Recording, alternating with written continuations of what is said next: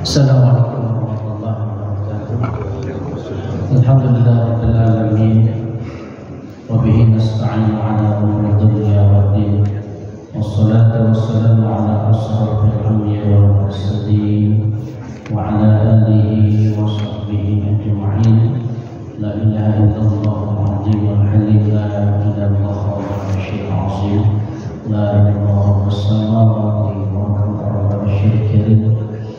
A'udzu bikalimatillahit tammati min syarri ma khalaq. Bismillahirrahmanirrahim. La yadurru syai'un fil ardi wa fis samaa'i wa huwa as-sami'ul 'alim. Bismillahirrahmanirrahim. Allahumma shalli 'ala sayyidina Muhammad. Ikhwatillah jamaah salat zuhur Allah Subhanahu wa taala. Alhamdulillah pada siang hari ini Allah memberikan kita kesehatan dan kekuatan untuk sama-sama melaksanakan salah satu perintah, yaitu salat zuhur berjamaah. Salawat dan salam semoga terlimpah kepada junjungan Allah bersama Muhammad sallallahu alaihi wasallam, kepada keluarganya, para sahabat, para tabi'in, para ulama yang insyaallah kita sebagai umat yang senantiasa istiqamah jalankan sunnah-sunnahnya ya rabbal alamin. Hadirin rahimakumullah, masih dalam suasana kita memperingati hari kemerdekaan Republik Indonesia tanggal 17 Agustus 1945 yang insyaallah kemarin sudah kita rayakan. Tetapi Bapak ingin mengajak kembali refresh ya, bagaimana perjuangan bangsa ini ya, penuh dengan pengorbanan ya, harta benda, kemudian juga darah dan air mata, termasuk nyawa yang dikorbankan oleh para pahlawan kita. Dan kita adalah bangsa yang bermartabat, bangsa yang berani dan gagah. Tahun 1293 langit biru menjadi saksi kelabu penyerbuan invasi dinasti Yuan di bawah Kaisar Kubilai Khan, yaitu di mana pada saat itu pasukan Mongol atau Tatar yang membawa 20.000 sampai 30.000 tentara dengan 100 kapal yang dilengkapi perbekalan untuk 1 tahun. Kenapa? Karena pada 4 tahun yang lalu, tatkala Kubilai Khan Timur Leste, orang-orang kita menyebut dengan orang-orang Tatar, ingin memperluas kekuasaannya sampai ke tanah Jawa. Dan pasukan Mongol ini adalah pasukan yang paling hebat, terkuat pada zaman. Sehingga Mongolia itu pada saat itu bisa menguasai daratan Cina, Timur Tengah, bahkan ke Eropa. Ini kekuasaannya lebih luas daripada kekuasaan bangsa Romawi dan Persia pada hanya berbeda jalan. Nah, pada saat itu Kubilai Khan mengutus ya daripada utusannya untuk menemui Raja Singosari yang bernama Kertanegara. Nama utusannya adalah Mengsi atau Mengki, membawa surat, kemudian itu dibaca oleh Kertanegara. Maka tatkala Kertanegara membaca itu, dalam tulisan itu diminta bahwa Singosari harus tunduk kepada Kubilai Khan, Mongolia, dinasti Yuan. Setelah membaca itu marah luar biasa Kertanegara. Suratnya dirobek, utusannya itu kemudian dipotong telinganya, bahkan mukanya ditempel oleh besi panas. Sampaikan kepada junjungan Kubilai Khan, saya Kertanegara Singosari dari Kerajaan Jawa tidak akan pernah tunduk kepada Mongolia. Kembalilah Tuhan Yesus. Ya. Dan itu dalam hukum internasional pada saat itu merupakan sesuatu yang sangat menabrak aturan. Tidak boleh sebelum putusan itu dilukai. Ya, tetapi apa yang terjadi? Saking tersinggungnya Kertanegara ya, dengan surat yang dibawa oleh utusan ya, Kubilai Khan, ya, dia dipotong telinganya, kemudian diusir, dihajar. Sampailah utusan kepada Kubilai Khan. Dan akhirnya Kubilai Khan menyiapkan pasukan ya, terbaiknya untuk menginvasi daripada Singosari yang dipimpin oleh Kertanegara. 4 tahun kemudian disiapkan. Ya. 4 tahun kemudian ya 1293 sampai ya, tentara Mongolia itu di daerah Tuban, Jawa Timur. Ya. Sebelumnya di Sumatera dia menaklukkan beberapa daerah-daerah yang dia lewati di pesisir pantai. Ya. Sementara Singosari sendiri sudah runtuh. Kerajaan Singosari sudah dihancurkan oleh Jayakatwang. Ya, terbunuhlah Kertanegara pada saat itu. Sehingga akhirnya begitu tentara Mongol masuk ya, ke Nusantara, ya, Raden Wijaya yang sebagai mentunya Kertanegara sekaligus pemimpin daripada kerajaan Majapahit ini membuat sebuah strategi. Ya. Apa yang dikatakan Raden Wijaya pada saat itu? Kepada tentara Mongol, ya.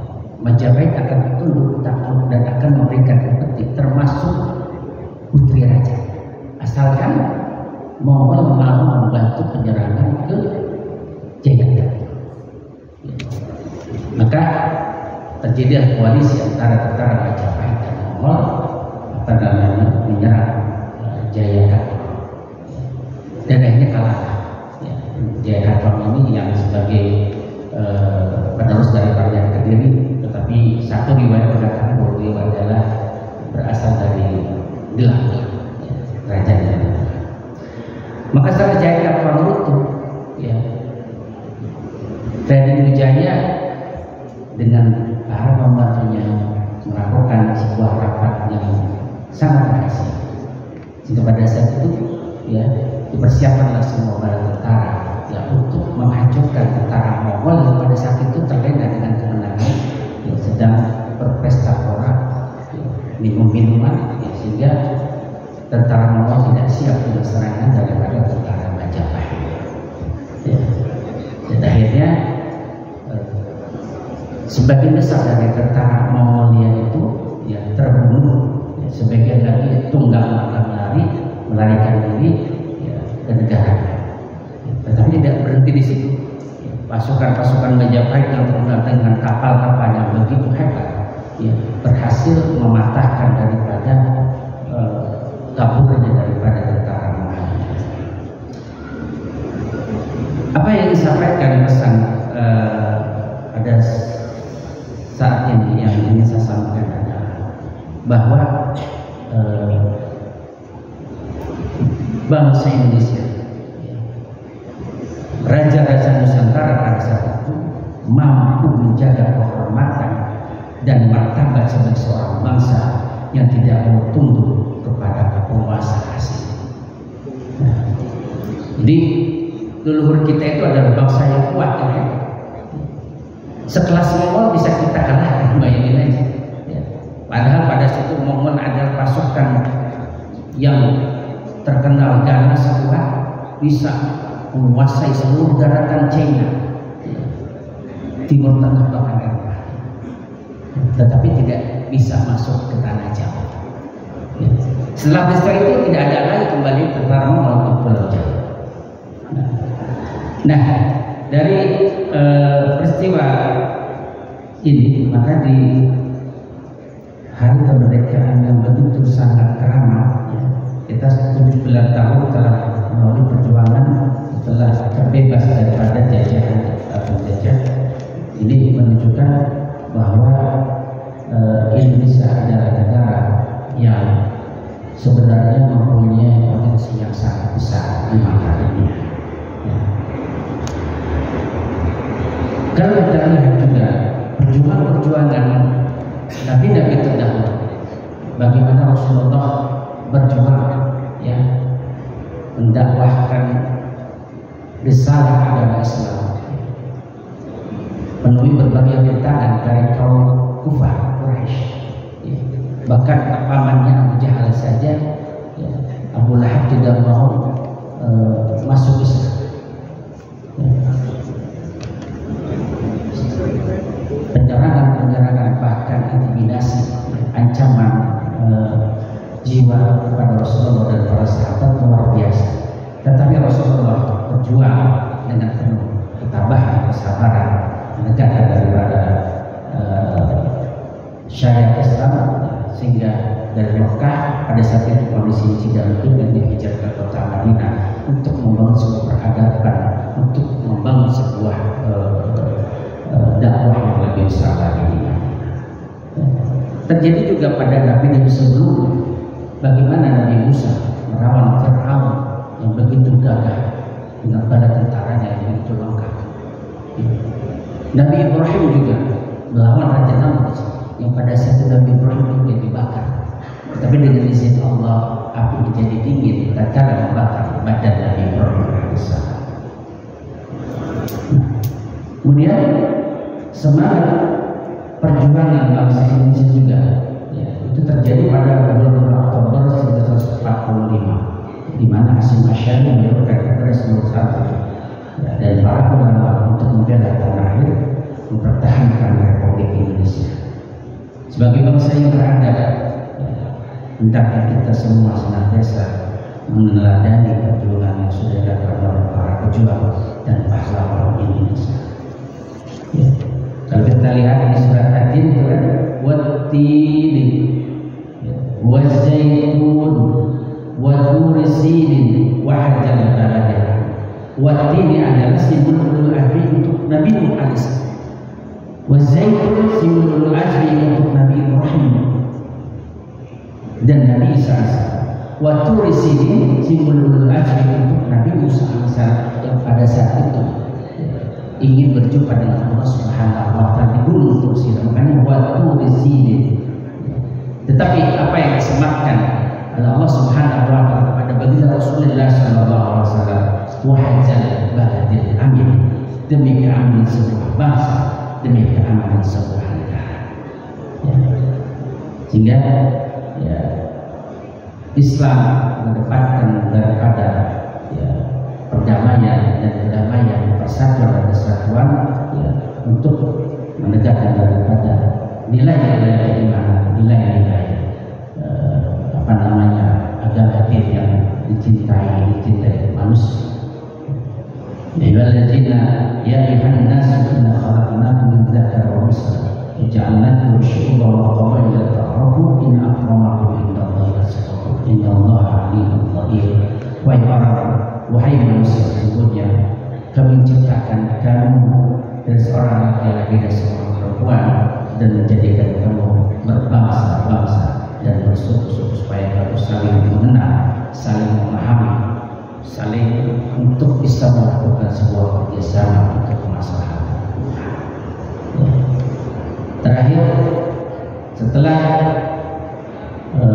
kemerdekaan ini kita raih, kita mempunyai kewajiban untuk mengisi kemerdekaan sesuai dengan potensi, sesuai dengan profesi kita masing-masing, profesi kita masing-masing, menjadikan negara ini menjadi negara yang penuh dengan nilai-nilai yang beradab, kemudian juga mampu bersaing dalam skala internasional. Wa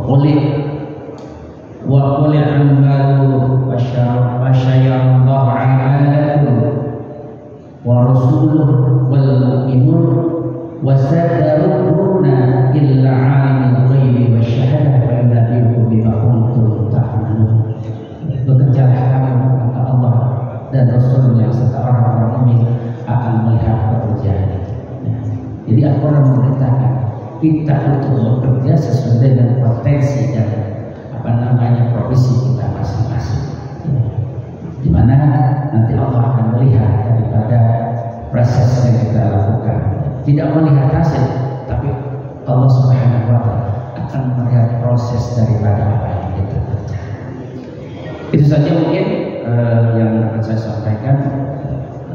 Saya tidak membahas kitab Sahihul Ibadah, tetapi paling tidak mengingatkan kita tentang bagaimana mengisi kemerdekaan kita dengan sebaik-baiknya, sesuai dengan kemampuan, sesuai dengan potensi dan profesi kita masing-masing.